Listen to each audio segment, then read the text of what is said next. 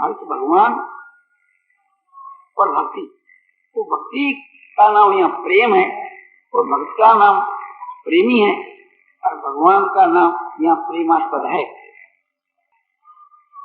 भक्ति भगवान और भक्त कह दो और प्रेमी प्रेमास्पद और प्रेम कह दो, एक ही बात है, शब्दों का ही फेर है, वस्तु का कोई फेर नहीं। उच्च से उच्च जो अवस्था है उसका यह फल है, या भगवान की प्राप्ति कहो, प्रेमास्पद की प्राप्ति। ऐसा जो प्रेमास्पद जो है,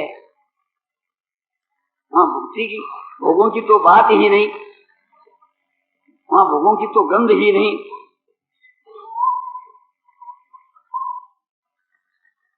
किंतु मुक्ति की भी वहां कदर नहीं। ऐसे जो भक्त और भगवान है, उनका जो मिलन और परस्पर का जो प्रेम है, वही एक नंबर सत्संग है। रामायण के मां जिस सत्संग की बड़ी महिमा गाई है और कहा कि तात स्वर्ग अप वर्ग सुख धरिए तुला एक अंग, तुले न ताई सकल मिली जो सुख लव सत्संग। सत्संग, सत्य जो परमात्मा, उनका जो संग सत्संग, सत्य जो परमात्मा, उनके साथ में जो प्रेम, विशुद्ध प्रेम, अनंत प्रेम, सत्य के साथ के में जो अनंत प्रेम, विशुद्ध प्रेम, वो सत्संग। ये जो भगवान का जो संग है, भगवान के साथ में जो एकता है, भगवान से जो मिलन है, परस्पर में जो प्रेम है, ये उच्च कोटि की सत्संग है। इसके मुकाबले के वहां स्वर्ग तो बात ही क्या है, मुक्ति भी कोई चीज नहीं। इस प्रकार का जो भक्त है वो अधिकारी पुरुष, ऐसा पुरुष संसार के वहां संसार के कल्याण के लिए आवे तो उनके दर्शन और भाषण वार्तालाप से मनुष्य की मुक्ति हो सकती है। सिर्फ उनके साथ मुक्ति का मुकाबला देना, तो ये तो एक प्रकार से बेसमझी की बात है। भगवान ने पूतना को मुक्ति पद दिया, अपने परम धाम को भेज दिया, उसका कल्याण कर दिया पूतना का। इसी ने अल्लाह से आपने समझो कि सवाल किया कि भगवान ने मुक्ति दी जो विष के पिलाने वाली और अमृत के समान दूध के पिलाने वाली जो यशोदा मैया है, फिर उसको भगवान क्या देंगे? दोनों को ही यदि मुक्ति देवे तब तो एक प्रकार से ये न्याय नहीं कि विष को पिलाने वाली पूतना को भी मुक्ति और अमृत के समान दूध पिलाने वाली माता यशोदा को भी मुक्ति। तो उसका ये उत्तर है कि यशोदा के गोद में तो भगवान ने अपने आप को समर्पण कर दिया। भगवान का जो भक्त है वो अपने आप को भगवान के चरणों में स्पर्श कर देता, समर्पण कर देता है, और भगवान अपने आप को माता के लिए अपने आप को समर्पण कर देते हैं। जब अपने आप को ही भगवान ने दे दिया तो मुक्ति क्या की? मुक्ति तो यशोदा का जो आंगन है और उसकी जो धूड़ी है, रज जो है, उस रज के मां समझो कि मुक्ति रहा करती, बात करती है।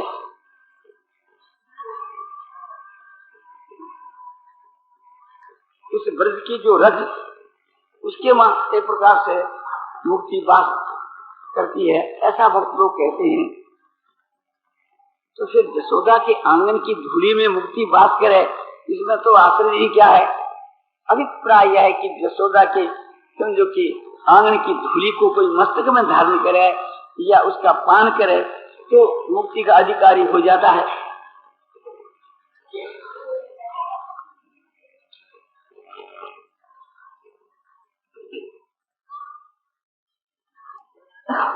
इस प्रकार के जो महान पुरुष प्रेम में जो मुग्ध है, ये कहा जा कि वो प्रेम नहीं उसका स्वरूप है, तो वे तो जिस मार्ग से चलते हैं प्रेम का वितरण करते हुए चलते हैं, उन प्रेमी के प्रेम की हवा कहीं लग जावे तो वह प्रेम के मां पागल हो जाते हैं, मुग्ध हो जाते हैं। जब भगवान जो है सायंकाल के मां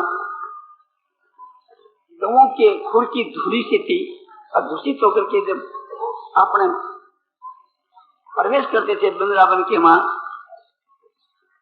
तो उस स्वरूप को देख करके गोपियां एक प्रकार से मुग्ध हो जाया करती थी भगवान के उस स्वरूप को देखकर।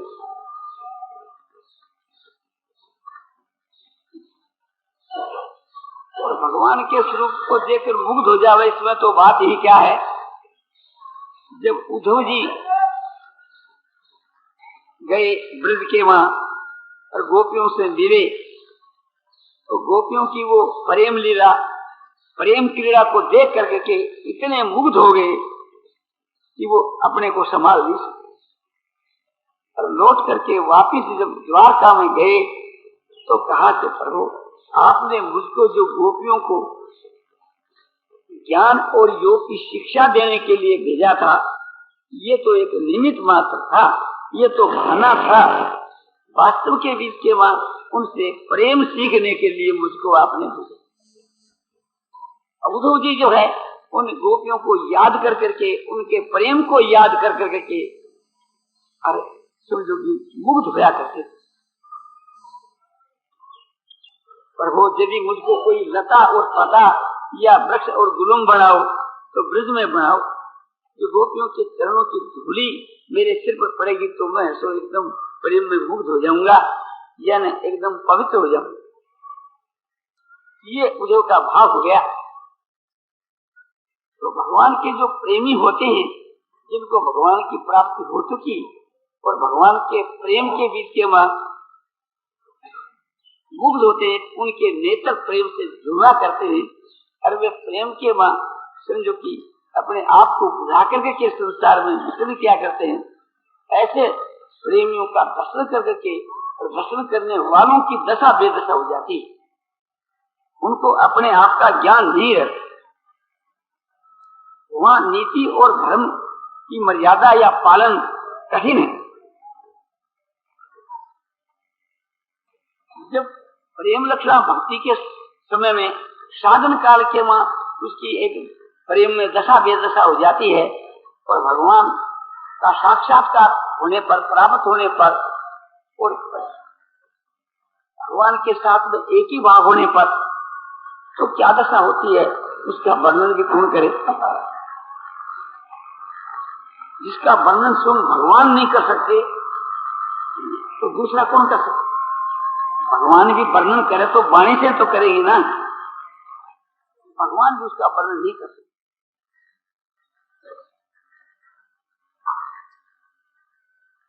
एक माई ने दया के विषय में कहने की बात कही थी। तो दया जो है ये तो एक प्रकार से साधन काल की बात है। हम दया की तरफ ख्याल करते हैं तो ऐसा प्रतीत होता है कि भगवान समझो कि जो बतलाया जाता है कि भगवान दया के सागर हैं, तो ये भी एक प्रकार से स्तुति के वहां निंदा है। सागर की तो सीमा होती है और भगवान की दया की कोई सीमा नहीं। और हम लोगों के भीतर के मां, संसार के मां जो दया के नाम से आप चीज देखते हो, सारी दुनिया की दया मिलकर के मान लो थोड़ी बार के वास्ते उसको दया सागरी मान ले हुए, तो उस दया सागर की एक बूंद के समान भी सारे ब्रह्मांड की दया मिलकर के उसका मुकाबला नहीं कर सकती। क्योंकि हम लोगों के बीच के मां जो दया है ये तो एक प्रकार से थी सात्विक भाव है और वो तो एक प्रकार से गुणों से अतीत है, चिन्मय है। और यह जो दया है उस असली जो दया का एक बूंद का समझो कि आभास मात्र, एक प्रतिबिंब मात्र। जैसे बिंब और प्रतिबिंब का फर्क होता है, इस प्रकार से भगवान की दया और संसार की दया का फर्क होता है। और नाप के मां वो अपरिमित है। आकाश का भी कहीं अंत आ जाता है तो आ सकता है, किंतु भगवान की दया का तो अंत आता ही नहीं। भगवान ऐसे दयालु हैं और प्रेमी हैं, जब इस बात का ज्ञान हो जाता है मनुष्य को, इस बात के तत्व रहस्य को समझ जाता है, उसी वक्त वह समझने वाला फर्ज भी समझो कि सबका सुहृद बन जाता है, दया और प्रेम को प्राप्त हो जाता है, यानी वह भी एक प्रकार से थी वैसा ही बन जाता है। भगवान प्रेमी और दयालु है, जब यह समझता है तो ऐसे प्रभु से वो क्षमात्र भी अलग नहीं रह सकता, उसका जीवन जो है बाहर हो जाता है, उसके प्राण रह कैसे सकते बिना भगवान के मिले। जब ये समझता है कि भगवान दयालु और प्रेमी हैं और वे सब जगह है, श्रद्धालु को और प्रेमी को मिलते हैं और इतने भारी दया के सागर हैं कि बिना कारण भी ऐसे मिलते हैं। वे एक प्रकार से हेतु रहित भी दया और प्रेम करते हैं। जब ये जीव 84 लाख योनियों में भ्रमण करता करता एकदम दुखित हो जाता है, तो भगवान एक प्रकार से इसको मनुष्य शरीर के लिए मौका देते हैं।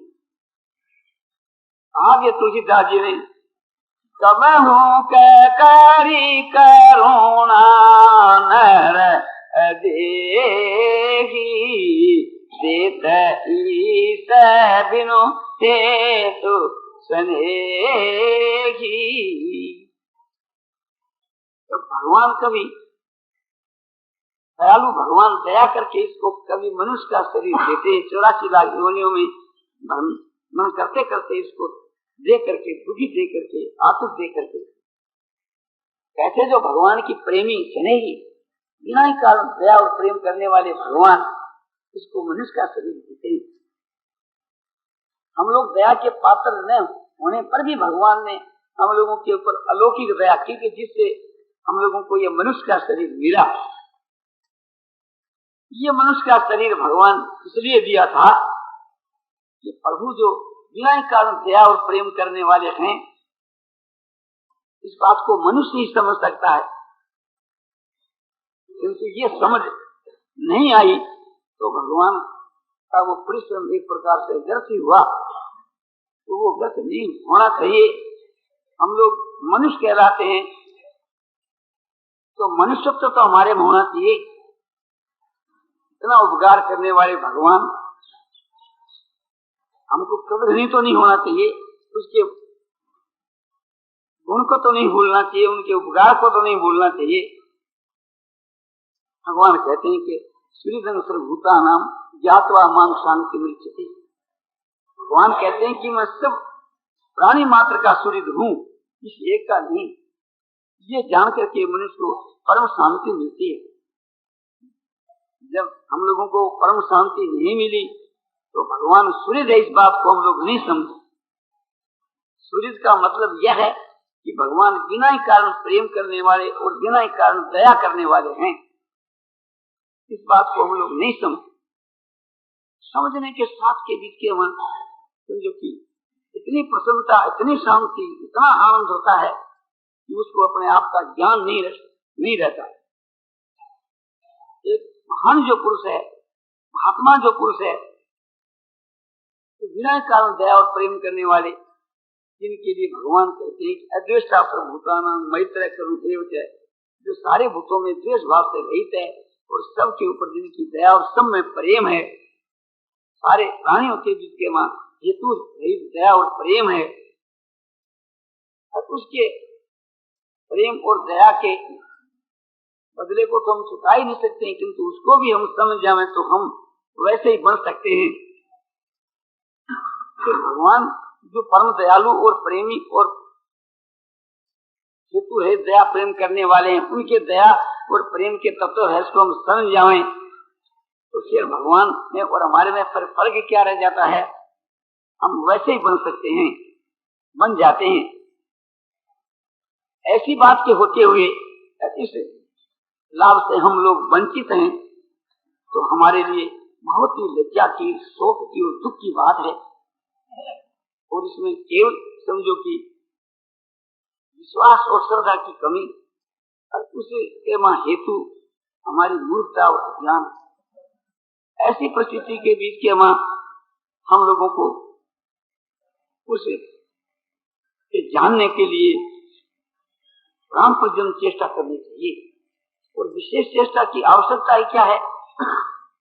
ये जो बातें आपको बतलाई, इसके बीच के विश्वास करना चाहिए, श्रद्धा करनी चाहिए, फिर अपने आप ही उसके श्रद्धा और प्रेम की वृद्धि होकर के और भगवान की उसको प्राप्ति हो सकती है। भगवान तो समझो कि मिलने के लिए लालायित हैं, एक प्रकार से कि आतुर हैं और तैयार हैं, किंतु हमको इस पर विश्वास होना चाहिए। जब ये विश्वास हो जावे तो ऐसे भगवान से मिलने से हम वंचित कैसे रह सकते हैं? हम जब तैयार हो जाएं तो हम उससे वंचित कैसे रह सकते हैं? हमारे को ये विश्वास हो जावे कि भगवान ऐसे प्रेमी और दयालु हैं और वे मिलने के लिए सदा सर्वदा एकदम समझो कि हाथ निकाले हुए तैयार हैं और हर वक्त वे मिलना चाहते हैं। मिलने में विलंब होने का कारण केवल मात्र जो हमारी बेसमझी और हमारे में श्रद्धा की कमी और प्रेम और विश्वास की कमी है, और कोई भी दूसरा कारण नहीं है। जब हमको ऐसा मालूम हो जाए कि भगवान ऐसे प्रेमी, ऐसे दयालु हैं, तो फिर हम भगवान को छोड़ करके क्षण मात्र भी कैसे जी सकते हैं और बिना मिले कैसे रह सकते हैं? इस प्रकार का अपने हृदय के भाव जाना चाहिए। उस भाव से भावित होकर के और भगवान को मिलने के लिए हमको आतुर हो जाना चाहिए, और कोई चीज की भी आवश्यकता नहीं है। लड़का जब आतुर हो जाता है तो दयालु माँ एक प्रकार से उसी लड़के को उठा करके हृदय के लगा लेती है। तो माँ से तो वे कितने उच्च कोटि के दयालु हैं, ये जो हमको मालूम हो जावे तो हमारी आतुरता जो है इतनी बढ़ जाती है कि जब तक भगवान हमको उठाकर हृदय के नहीं लगाते तब तक हमारा रोना बंद नहीं हो सकता। भगवान जो है केवल उसकी आतुरता देखते हैं, व्याकुलता देखते हैं, प्रेम देखते हैं, श्रद्धा देखते हैं, भाव देखते हैं। तो इन बातों को सुनकर के भगवत भाव से हम भावित हो जाएं तो फिर विलंब का ही क्या काम है? बिजली की जब तैयारी हो जाती है तो स्विच दबाने के साथ रोशनी हो जाती है। समझो कि यही बिजली की तैयारी है। तो इस भाव से हम भावित हो जाएं, ऐसा जो है वो ही पाता है। फिर भगवान विलंब कैसे कर सकते हैं? नारायण नारायण नारायण श्रीवन नारायण नारायण श्रीवन नारायण नारायण श्रीवन नारायण नारायण नारायण नारायण श्रीवन नारायण नारायण नारायण नारायण